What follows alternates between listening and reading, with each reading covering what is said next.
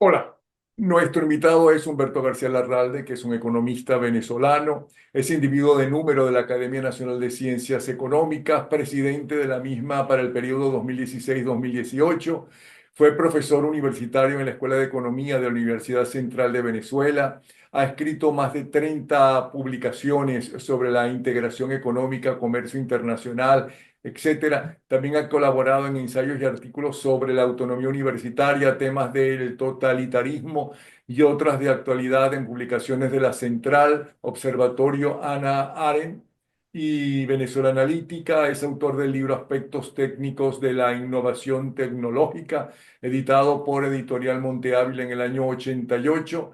Durante su trayectoria personal ha sido director de la Escuela de Economía de la Universidad Central de Venezuela durante octubre del 2002 hasta junio del 2003. Fue director general sectorial económico de la economía internacional del extinto Ministerio de Fomento entre 1990 y el 92 y director de planificación global de Cordiplan en 1989. Y está aquí con nosotros. Le pedí invitarlo por su más reciente trabajo publicado, no sé si en el Nacional o en La Patilla, él no lo explicará, que se llama La trampa insalvable en que se metió el madurismo. Bienvenido, Humberto García Larralde. Bueno, muchísimas gracias, Napoleón, por esa introducción y por esta invitación, por supuesto, a compartir contigo y con tu audiencia estas últimas reflexiones. Eh, ¿De qué trampa está hablando usted que está metido esta cuerda de delincuentes? bueno, mira, la trampa fundamental es obviamente tratar de sostener la gran mentira de que Maduro resultó presidente electo, cuando todo el mundo sabe, porque están las cifras ahí, porque la gente además lo vio, fue testigo en las mesas de votación, que fue derrotado por una paliza, aún con todo y el ventajismo de que disfrutó y con la cual trató de imponerse frente a la candidatura fundamental de la Fuerza Democrática, que fue Edmundo González Urrutia. Aún así, la ventaja, el triunfo fue aplastante y todos sabemos los números y están en las actas, lo conoce la comunidad internacional. Y si tomamos en cuenta que no pudimos votar los que estábamos viviendo afuera, en la diáspora que lamentablemente no dejaron inscribirse y tampoco centenares de miles de jóvenes no pudieron no, inscribirse por primera vez en el registro electoral. Vemos que hay un rechazo mayoritario, pero casi absoluto de la población venezolana frente a lo que ha sido, o lo que es, o representa hoy en día el gobierno de Maduro. Entonces, el hecho de que él pretenda ignorar eso y asumir que él es el presidente electo, radicalizando además sus posturas como si los que estábamos exigiendo que se reconozca la verdad fuésemos delincuentes o terroristas o contrarios al interés nacional. Eso es una trampa, porque en la medida en que se radicaliza más, pierde todavía muchísimo más lo que podría ser el poquito apoyo que le queda. Hay una tendencia entonces a no ver la realidad, a trincherarse en la represión, en una respuesta que no admite ninguna otra posibilidad que no fuese que aceptáramos ese supuesto triunfo fraudulento de él. Y eso, desde luego, lo que hace es restringir aún más su base de apoyo, llama a mayor, ¿cómo se llama? Inspección, a mayor examen de la comunidad internacional, de la Corte Penal Internacional, del Consejo de Derechos Humanos de las Naciones Unidas. Es decir, lo aísla todavía más y esa es la única salida que él ve, atrincherarse. Pero todo eso tiene que ver con la idea de imponer una gran mentira, una enorme mentira que nadie se la cree, que tampoco los militares se lo creen, porque los militares en Venezuela obviamente saben que también ganó Edmundo González Urrutia. En los cuarteles militares votaron mayoritariamente por Edmundo González Urrutia. De manera que eso es una trampa en que él se metió.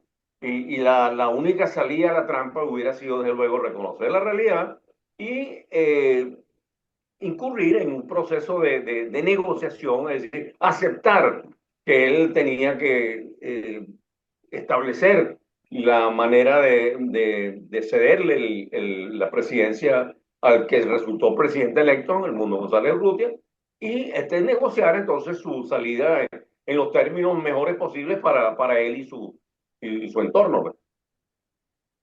Pero, claro, ¿usted cree todo eso? Mira, yo creo que obviamente él está entrampado. Yo no tengo la menor duda de eso. Ahora, él está entrampado Él, por una razón muy él no está sencilla, porque aislado. Él está aislado de los países democráticos, está aislado de la gente coherente, de la gente democrática, pero no está aislado ni de Rusia, ni de China, ni de Irán, ¿no? Ni de Corea del Norte. ¿Ok? No menciono a Cuba porque Cuba está totalmente desmoronada, pero tampoco está aislado de Cuba. No está aislado de Nicaragua, no está al lado del narcotráfico, no está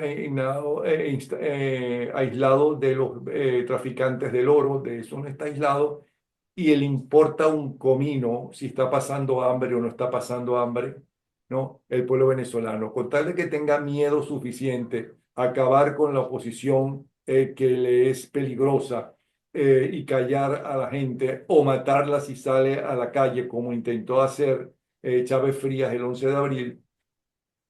Ahí está. Y perdone que le haga esto porque mi trabajo aquí es de abogado del diablo, pero yo no sí, no, mira, estoy aislado. sí, yo Es estoy más, de no sé acuerdo. siquiera, no sé si siquiera está aislado de algunas petroleras.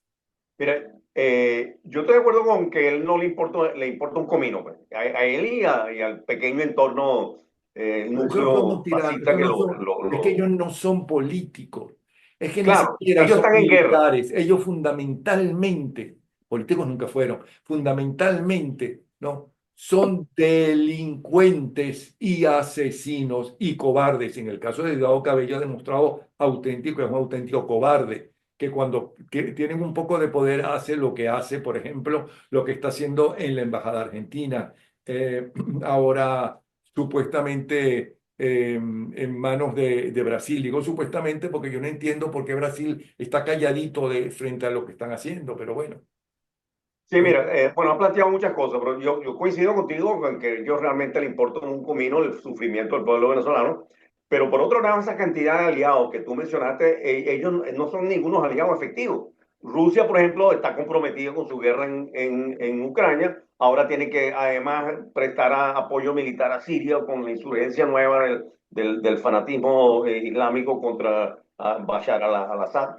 Está Nicaragua y Cuba nos cuentan, Irán está realmente disminuida y además muy acostada por la confrontación en el Medio Oriente. Y está, desde luego, el deterioro progresivo de la economía venezolana en términos de, digamos, la falta de inversión, desde luego, la incapacidad de sostener un proceso digamos, de acumulación, de crecimiento la producción petrolera. Y estamos viendo entonces el salto que está dando el precio del dólar y con eso va arrastrando digamos, la inflación y va generando una expectativa cada vez más adversa. Es decir, la falta de legitimidad, la destrucción de la legitimidad de las instituciones, obviamente se traduce en una falta de confianza con la inversión y con la capacidad de generar procesos que reactiven la economía de manera sostenida. Ahora bien, eso es una situación que no tiene salida a menos que se respeten de nuevo las instituciones, se acuda a una negociación internacional con los acreedores, con el aval del Fondo Monetario Internacional, y se consiga un amplio financiamiento que permita reformar el Estado, rescatar los servicios públicos, digamos, resolver de inmediato la emergencia humanitaria compleja que sufre una enorme cantidad de venezolanos que no tienen ni para comer. Y desde luego, con ello atraer inversiones que rescaten la producción petrolera, que permitan entonces volver a establecer el crecimiento en la economía venezolana. Y eso es la opción que, por supuesto, depende del cambio político. Entonces, como ellos, ¿qué es lo que pasa? Porque ellos no están de acuerdo con este tipo de salida. Porque ellos montaron un régimen de expoliación. Es decir, lo que están en el poder, como tú lo estás señalando, al calificarlo de delincuentes y criminales, es el resabio, por decirlo así, de un proceso de deterioro progresivo de las instituciones en las cuales el juego de, digamos, de las fuerzas de mercado, más los resguardos que permitía las instituciones democráticas en términos de observación de leyes, de garantías, de transparencia, rendición de cuentas, todo eso fue eliminado por un proceso cada vez más personalista de asignar los recursos, la renta petrolera, a favor de quienes acompañaban inicialmente a Chávez, luego a Maduro, y procesos cada vez más discrecionales que terminaron desde luego cultivando corrupción, enormes corruptelas. Entonces, eso es lo que quedó de la famosa revolución bolivariana, que supuestamente iba a resolver una cantidad de problemas, que inicialmente contó con altos precios del petróleo y pudo repartir recursos con las misiones, terminó siendo el reducto más bien de un pequeño grupo que simplemente ha expoliado el país y que vive precisamente de las trácalas en la venta del petróleo, de la exportación ilegal del oro, de la extorsión a comerciantes y productores, bueno, hasta el cartel de los soles. Entonces, eso es lo que define los intereses de ese pequeño núcleo que está en el poder. Pero ese pequeño núcleo en el poder, está en el poder, no puede abrirse, no puede buscar financiamiento. Trató muy tímidamente de avanzar en una cierta liberalización, se comprometió incluso que iba a permitir elecciones, y cuando abrió un poquito la puerta, bueno, el pueblo venezolano aprovechó masivamente a votar con todas las desventajas que se le puso, digamos, mostró claramente que Maduro no lo querían. Entonces, la trampa es esa, él no puede salir de esa trampa, y al no salir, no puede tampoco buscar resolver su creciente aislamiento, porque eso, repito, esos aliados que tú mencionas son inefectivos y no en absoluto son sustitutos de los cambios que permitan mejorar la economía del país. Y eso lo saben los empleados nacionales, los trabajadores, los que están viviendo una situación cada vez más precaria en términos de capacidad adquisitiva y deterioro de los servicios. Me gusta mucho cómo empieza su reportaje, su artículo, que dice así, si me permite. Los camaradas de antaño recordarán que cuando les bajaban la línea el informe del Buró Político, ésta se concentraba en precisar quiénes constituían el enemigo principal de la lucha revolucionaria. Tal enfoque analítico no dejaba de tener sentido, a pesar de estar concebido en términos de un enemigo y no de un adversario político. Las propuestas de aquella izquierda fracasaron, felizmente, pero la idea de aislar al contendiente y neutralizar o ganarse a los que aparecen como sus aliados está en la base de cualquier estrategia de confrontación política, como también militar. Tiene pertinencia para definir cuál es el obstáculo principal que confrontan hoy las fuerzas democráticas venezolanas. Lo que puede llamarse madurismo, es decir, el grupo que se ha adueñado del poder, es resultante de una degradación sostenida de una propuesta inicialmente encarnada por Chávez, que lució atractiva en su momento para muchos venezolanos. El bienestar creciente que les prometía la democracia bipartidista a lo largo de la segunda mitad del siglo pasado había dado paso a una percepción de injusticia, producto del estancamiento económico. No obstante los esfuerzos del gobierno de Carlos Andrés Pérez II por enderezar el rumbo con un programa de reforma. Contra todo ello insurgió Chávez. Invocó la gesta independentista para refundar la patria removiendo las trabas que se interponían a que el pueblo disfrutase de su libertad y de la prosperidad por la que había luchado el libertador. Su propuesta llevó a desmantelar las instituciones de la democracia representativa para asumir directamente la repartición del ingreso petrolero, cosechando el rédito político provisto por el salto en los precios del crudo. Así comienza su artículo, que es un resumen brillante de lo que vivió Venezuela en las primeras décadas de la llamada revolución bolivariana, que resultó la involución bolivariana. Más Sí, que como la revolución cubana, también resultó la involución cubana. Y Fidel Castro pasó de ser el líder admirado en los años 60 a ser el más conocido chulo político del mundo, ¿no? A lo largo de las últimas décadas de su tiranía. sí, Pero fíjate, pero por eso hay que reconocer que al comienzo el chavismo tuvo mucho arraigo, despertó expectativas, había gente, no, claro, pero no, y había gente que creía, había unas promesas que, digamos, despertaban interés porque la democracia representativa venezolana, lamentablemente también muy dependiente de la renta petrolera, no supo hacer las transformaciones requeridas, salvo el gobierno de Carlos Andrés Pérez, pero tocó muchos Carlos Andrés intereses Pérez, creados.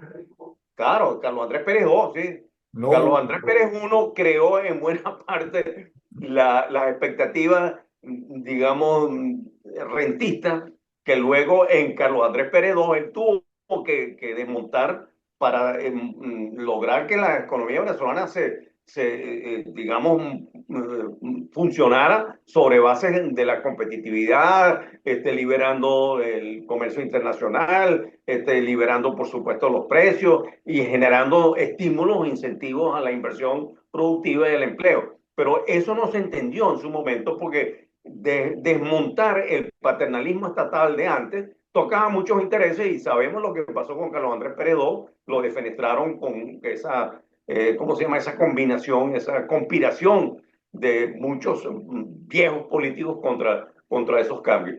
Pero entonces la expectativa con Chávez era de que efectivamente se iba a rescatar las posibilidades, las oportunidades de crecimiento de Venezuela, basada en esos viejos discursos, esas viejas esperanzas de que el país de Venezuela era un país rico, que Bolívar había echado las bases del crecimiento y fue traicionado por la oligarquía, qué sé yo. Y digamos, esa expectativa favorable fue siendo traicionado progresivamente hasta llegar al caso, ya, porque Chávez disfrutó además de altos precios del petróleo, sobre todo al final de su periodo, altísimos precios del petróleo, nunca visto, pero cuando retrocedieron los precios del petróleo y se instaló Maduro en el poder y siguió cometiendo los mismos errores de Chávez y profundizándolo todavía más y además destruyendo instituciones, montando paralelismo institucional contra la Asamblea Nacional, con un Tribunal Supremo totalmente sometido o lacayo, por decirlo de una manera. Entonces, eso acabó definitivamente digamos, con la simpatía o con el arraigo que tenía en la población y tenemos hoy en día que eso se midió el 28 de julio de este año y digamos, lo que quedó calculado, o mejor dicho, registrado, fue una derrota contundente. La inmensa mayoría del pueblo venezolano votó por un cambio porque ya no aguantan la situación, porque él en ese proceso, con esto termino, además destruyó la economía. La economía hoy en día tiene el tamaño, tiene una cuarta parte del tamaño de la economía de cuando él asumió el mando. Esas son cifras no oficiales porque no se publican, sino cifras, digamos, obtenidas por analistas y por el Fondo Monetario Internacional, son cifras claramente creíbles, cómo el país se arruinó precisamente con los años de gestión de Maduro frente a la presidencia. bueno, no solamente destruyó la economía, destruyó los tres poderes, destruyó la Fuerza Armada, destruyó a Venezuela, es algo impresionante. Pero para que quede claro, porque mucha gente puede pensar que usted está defendiendo la parte de Chávez, la enorme y gran corrupción ya empezó con Chávez y Chávez aprovechó. Yo sí creo que Chávez pudo haber sido honesto, entre comillas, en su primer año, queriendo hacer cosas, ¿no? Esos sueños que tenía la izquierda de que todos somos iguales, que por fortuna no somos todos iguales, porque si no, no hubiera, entre otras cosas, lucha libre, ni habría béisbol, campeonatos de béisbol, ni había nada de eso. Eso es una de las pruebas que no somos todos iguales, ¿ok? Ni había grandes pintores y geniales músicos, habría Dudamel por todas partes, y etcétera.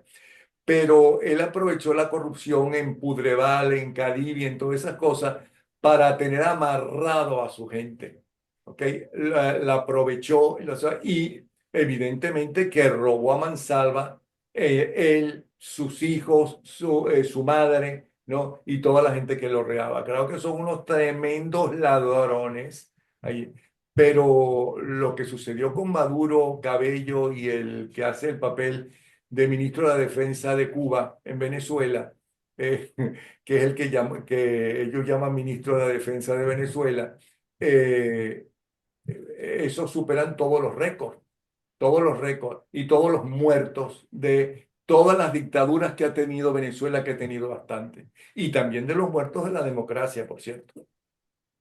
No, eso puede ser totalmente cierto lo que tú dices. Lo que pasa es que no hay que desconocer que, digamos, la oposición en los primeros años se empató en una política de no reconocer a Chávez porque era ilegítimo, porque no respetaban las instituciones democráticas y porque se estaba desviando y estaba, por supuesto, incurriendo en una serie de irregularidades. Pero no tomó en cuenta que para todavía una cantidad bastante grande de venezolanos, la legitimidad tenía que ver con la identificación con el lenguaje ese populista y las promesas que hacía Chávez, que desde luego no era trigo limpio en ese sentido, no estaba haciendo una gestión realmente transparente en favor del pueblo venezolano, pero sí estaba buscando la manera, y el socialismo chavista fue eso, de repartir directamente el ingreso petrolero a través de las misiones, con todas las corruptelas, las irregularidades, digamos, las fallas que que tú puedas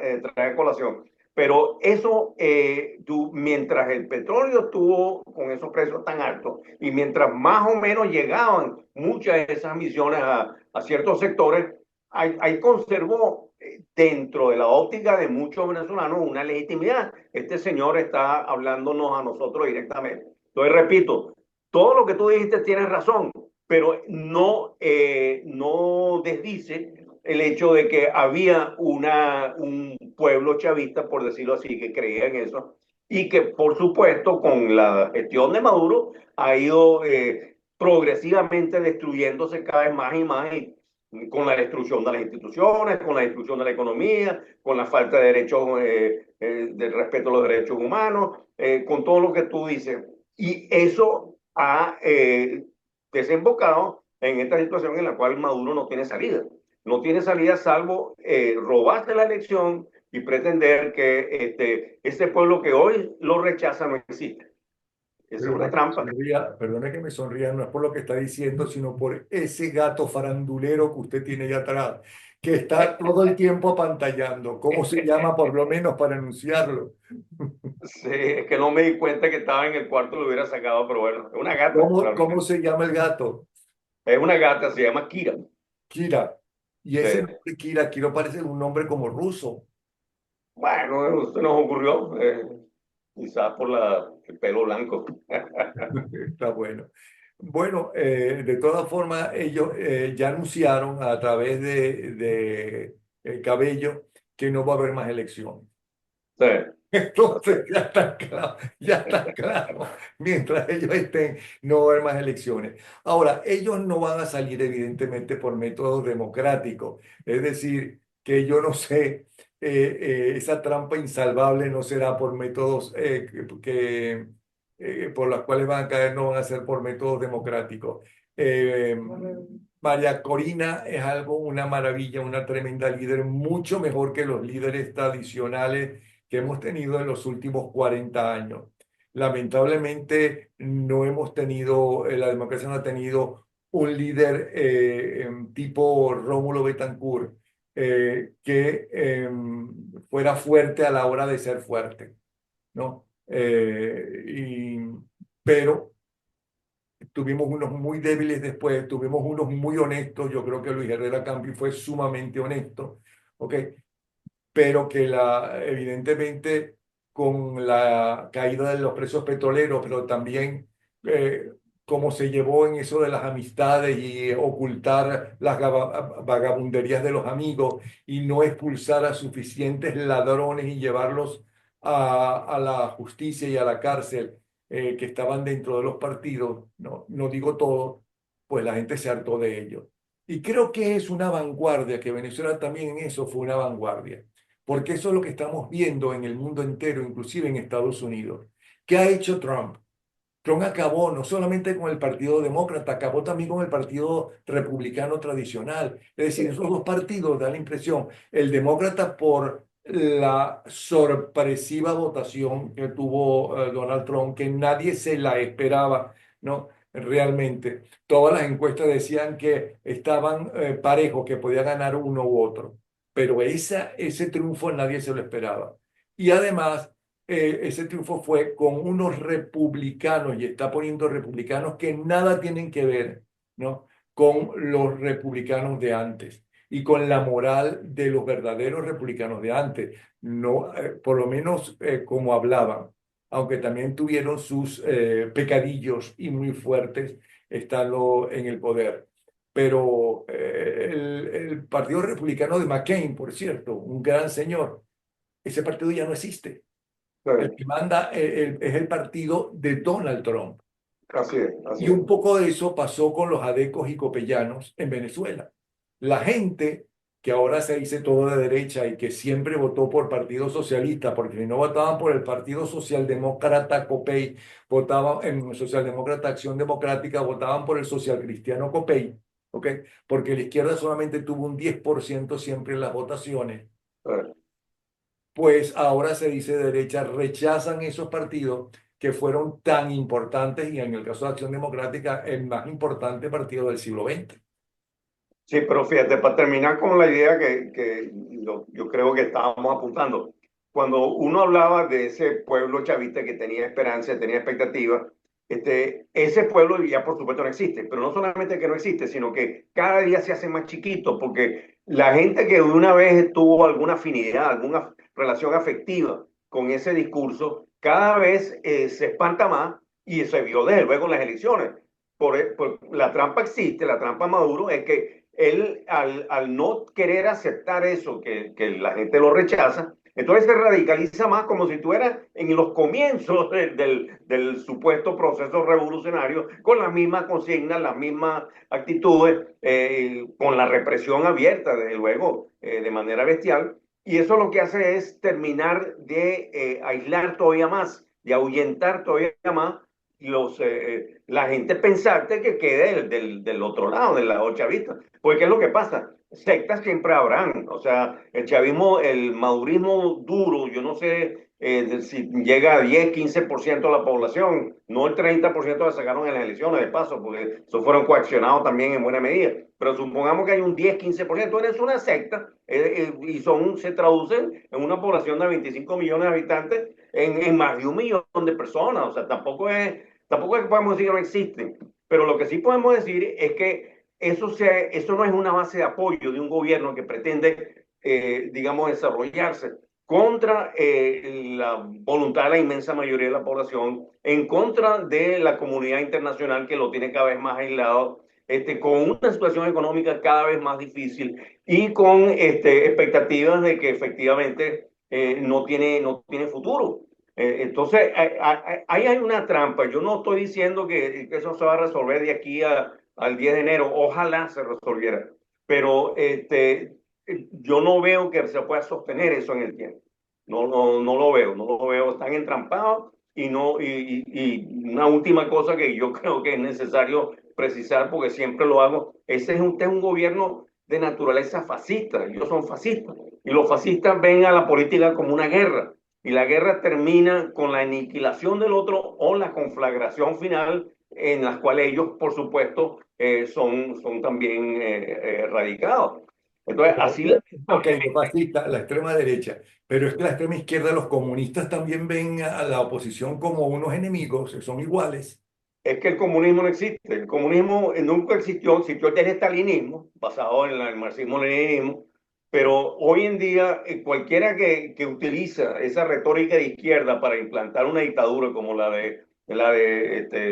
¿cómo se llama? Bueno, la de Maduro, desde luego, y la de Nicaragua, eh, eh, es fascista. Son los mismos cánones. Cualquiera que lee lo que fue los trabajos de Stanley Payne, de Robert Paxton, el famoso artículo ese de Humberto Eco, que claramente distingue un fascismo populista, basado en la violencia, amparado en los militares, con una visión maniquea, discriminatoria, de represión, que termina en una especie de apartheid político en el cual se apoderan. Entonces Fidel Castro también era fascista.